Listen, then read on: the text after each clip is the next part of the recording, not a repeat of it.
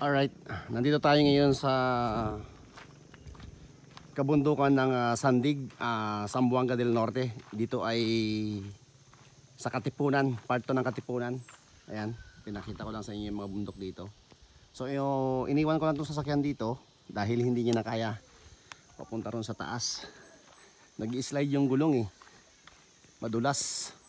So nag-decide na lang ako na iniwan ko na lang dyan. Yan. So maglalakad na lang ako, siguro mga 1 kilometro pa. So yun lang. At ang purpose ng pagpunta ko rito ay a-attend kami ng Thanksgiving sa simbahan. Dito nahihirapan ang aking sasakyan. Part dito, dumudulos lang yung gulong niya rito. Hindi siya makaakyat dun sa taas. Kaya iniwan ko na lang sa baba. Ito ay part ng Sandig. Ayun, sasakyan ko. Ayun o. So yan, lakad muna tayo. Mataas-taas pa to eh.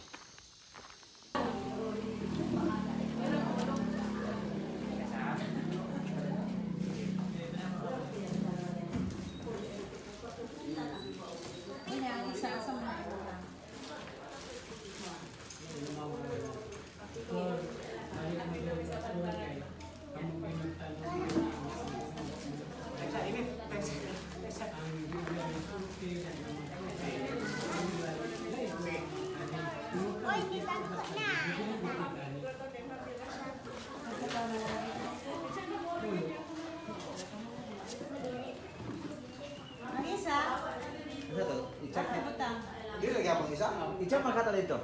I-chop daw. Picturean. Para di siya morot. Kuya, picture na natin eh.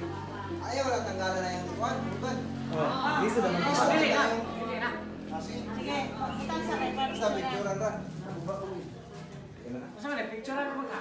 Picture na ba yan ha? Picture na.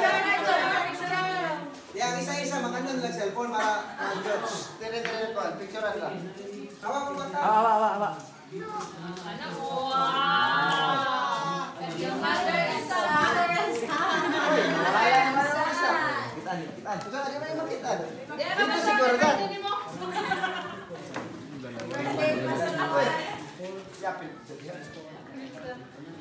Okay. Lama. Kamu doon. Kamu na asa mo po makay. Ayan, dalawang lechon na. Okay na, Bernard. Sorry guys,